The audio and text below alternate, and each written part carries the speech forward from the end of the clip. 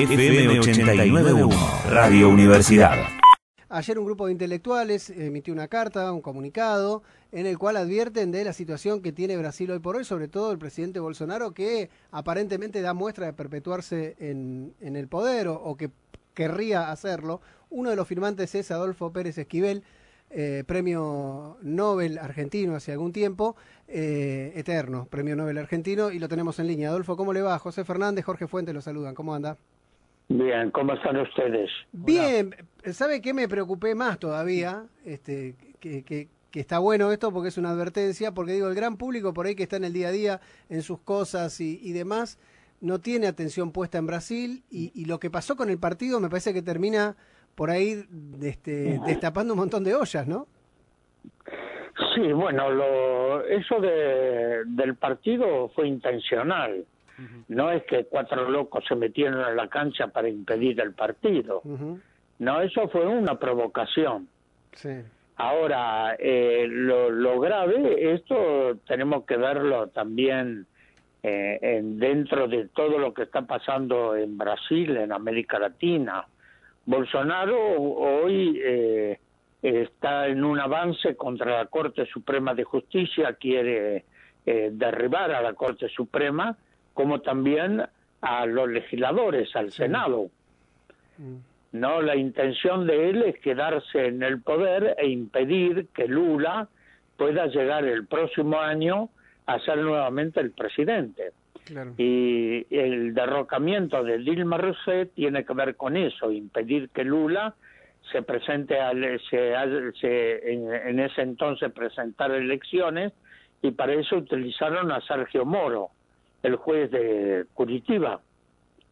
Sí, ¿no? el mismo juez que fue después ministro de Justicia de Bolsonaro. De Bolsonaro, así es. Y el mismo juez que después dijo, la verdad que gran parte de las causas las habíamos inventado. O sea, es algo inédito. Así es, ¿no? Sí. No, yo estuve dos veces con Lula en la prisión. Ajá. Ahí en Curitiba. Uno fue con Leonardo Boff, el teólogo, y otra con Ignacio Ramonet, que fue el director de Le Monde Diplomatique.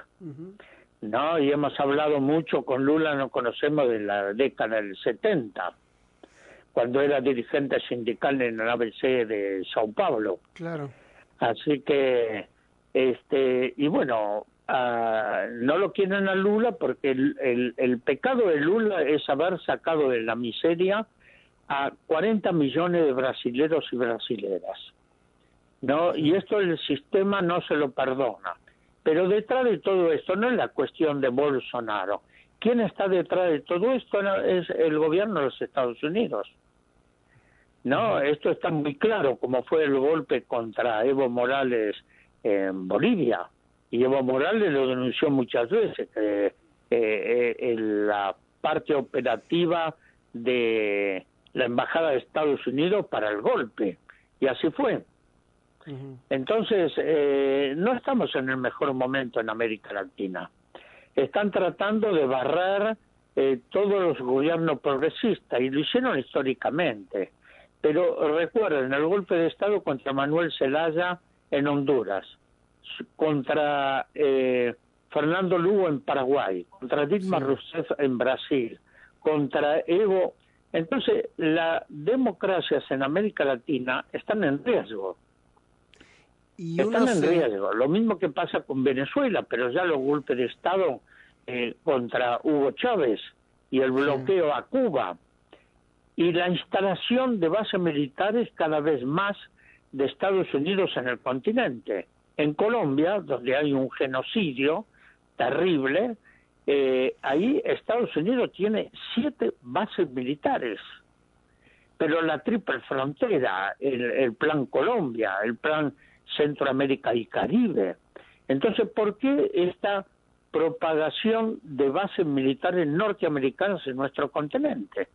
Las Islas Malvinas están haciendo un puerto de agua profunda, los británicos.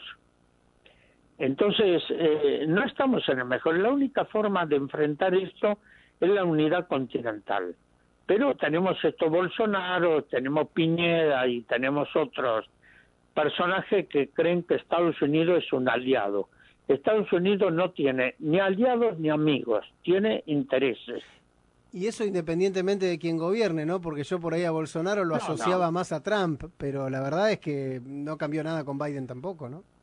No, los intereses de Estados Unidos van más allá de personas. Son intereses geopolíticos, militares, estratégicos, y más en este momento que hay una disputa por la hegemonía mundial, con China, con Rusia. Claro. ¿No? Es esto. Estados Unidos no quiere perder su hegemonía sobre América Latina, que siempre la consideró su patio trasero, y todos los golpes tienen que ver ahí, desde la época, antes de la época de la dictadura, ¿no? Claro. Donde todos los militares, 80.000 militares, pasaron por las escuelas de las Américas en Panamá y las academias militares de Estados Unidos. Si uno comienza a rastrear los dictadores que tuvimos, todos fueron alumnos de la Escuela de las Américas. Adolfo, en Brasil parece imprescindible poder convencer a las Fuerzas Armadas para dar un golpe o un autogolpe. ¿Qué conoce usted que sabe de las Fuerzas Armadas brasileñas? ¿Estarían alineadas con Bolsonaro en ese sentido o no? ¿Hay una resistencia? No, están aliados con Bolsonaro porque él fue parte de las Fuerzas Armadas, ¿no? Pero dentro de las mismas Fuerzas Armadas no todos tienen el mismo pensamiento, pero saben que son estructuras piramidales, de obediencia piramidal, obediencia ciega. Así que no sé cómo van a reaccionar, pero sería importante que las Fuerzas Armadas no intervengan en los asuntos internos del país, claro, porque entonces esto sería desastroso, ¿no? Ya lo están haciendo en Río con grupos de choque, y Bolsonaro también está armando a sectores de la población. Así que en este momento Bolsonaro está destruyendo no solo la democracia, sino la capacidad productiva y la soberanía de Brasil. Quiere privatizar todas las empresas nacionales. Entonces de soberanía, de democracia, no existe prácticamente. Sí, el tema es que también me parece que un gigante como Brasil pueda tomar esa postura, a todo el resto nos tiene que dar un poquito de miedito, ¿no? Y cuando uno escucha la declaración de algún político acá diciendo, si no hacen bien las cosas se van a tener que ir, y me asusta un poco, ¿no? Bueno, no, eso Macri, pero Macri ha hecho desastres. A mí me asusta Macri en el sentido de que es un hombre que tiene que ser procesado por las armas que mandó a Bolivia, comenzando por ahí, apoyando el golpe de Estado en Bolivia, atacando permanente a Venezuela, pero también destruyendo el UNASUR, la CELAC, el Mercosur y los intentos de recolonización. No le interesaba nada Malvinas. Así que la recolonización del país bajo los intereses de Estados Unidos. Así que Macri encima nos dejó una deuda externa que es una deuda eterna, impagable, y que hoy el gobierno está haciendo malabarismo cómo va a enfrentar la crisis no solo de la pandemia, sino la crisis económica que está viviendo no solo el país, el mundo, porque esta pandemia cambió toda la situación mundial. Me quedé pensando en lo que dijo de Malvinas, porque además quien fuera su ministra de Seguridad en algún momento dijo que ni siquiera eran Argentina las Malvinas, ¿no? Es fuerte. Bueno, sí. Con tanta sangre derramada es fuerte, ¿no? No, son gente apátridas, directamente, ¿no? Tanto la Bullrich como todo el equipo de Macri han dañado muchísimo al país. Pero y además están con una política, una oposición desastrosa, de odio, no de construcción para el país. Esto es grave, es grave. El domingo vamos a tener que votar y la gente tiene que tomar conciencia realmente hacia dónde va a ir el país. Si quiere ir a una colonización o quiere ser un país libre y soberano. Estas son las disyuntivas que tenemos. Adolfo, ¿cómo ve el crecimiento en general, ¿no? que se ve de la derecha en algunos sectores? Bueno, acá en Argentina por ahí representados en Milei, básicamente, o en Esper, por ahí, pero más que nada en Milei, que se ha dado en algunos otros países también. Y bueno, sí, la derecha se está reestructurando y avanzando, y a esto hay que ponerle con proyectos claros, proyectos donde los pueblos, yo no creo más en esta democracia delegativa, donde el pueblo delega el gobierno en quienes nos mandan.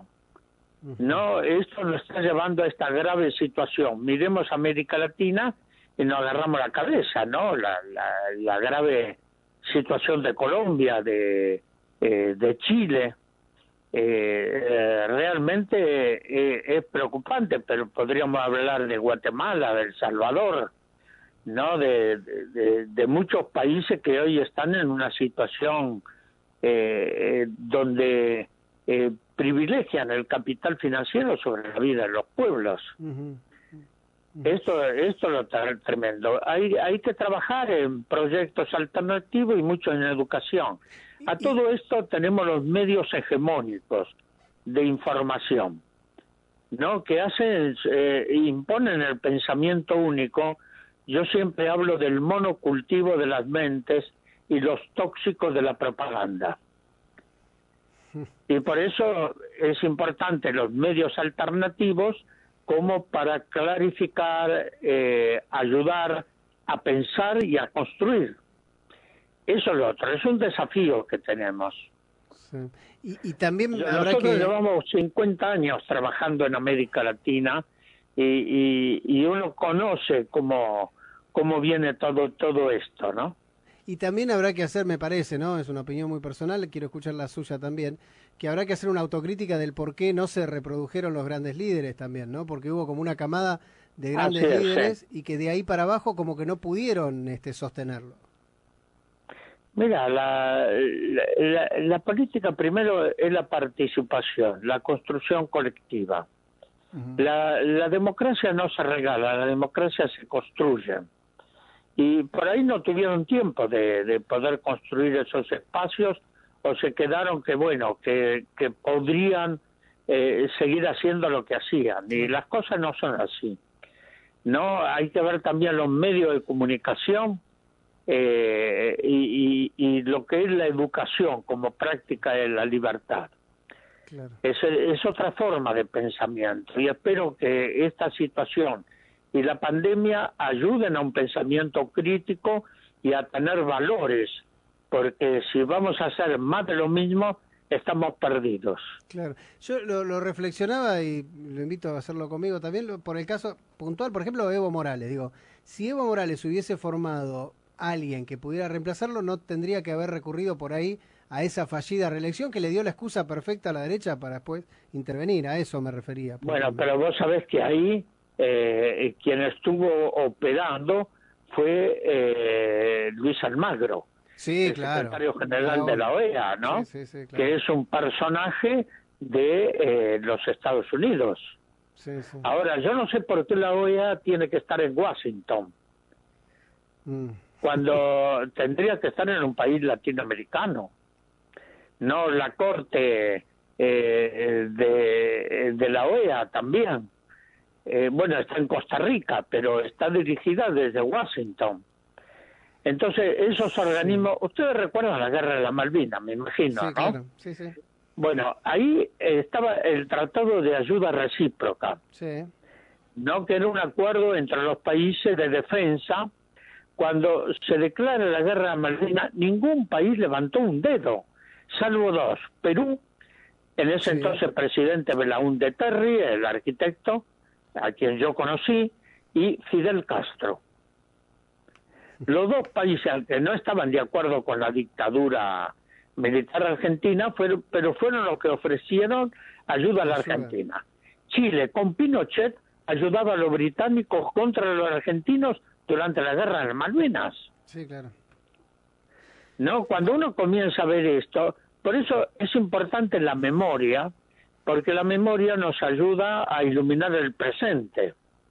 Sí, y también la vara con que se mide también, ¿no? Porque por ahí hay organismos que denuncian que por ahí hay violación de derechos humanos en Venezuela, que habrá que investigarlos, y no dicen nada de lo que pasó en Colombia o lo que pasó en Chile, digo. También esas varas con las que se miden deberían ser bastante, ¿no?, más justas. Claro, ni lo que pasa en Guantánamo, en la base militar de Estados Unidos, que tiene territorio ocupado de Cuba. Claro. ¿No? En fin, pero no hay que perder la esperanza, hay que seguir trabajando, generar conciencia, y para mí es muy importante la educación como toma de conciencia crítica y un trabajo por el sentido de la libertad y de nuestros pueblos, porque si no vamos a seguir sumergidos en este colonialismo. Vos sabés que la dominación es cultural, pero la resistencia de los pueblos también debe ser cultural. Claro. Hay que responder con eso mismo. Adolfo, siempre es un orgullo y un placer poder hablar con usted, así que le agradecemos mucho que nos haya atendido. Bueno, hasta pronto. Que tenga un lindo día. Chao. Gracias.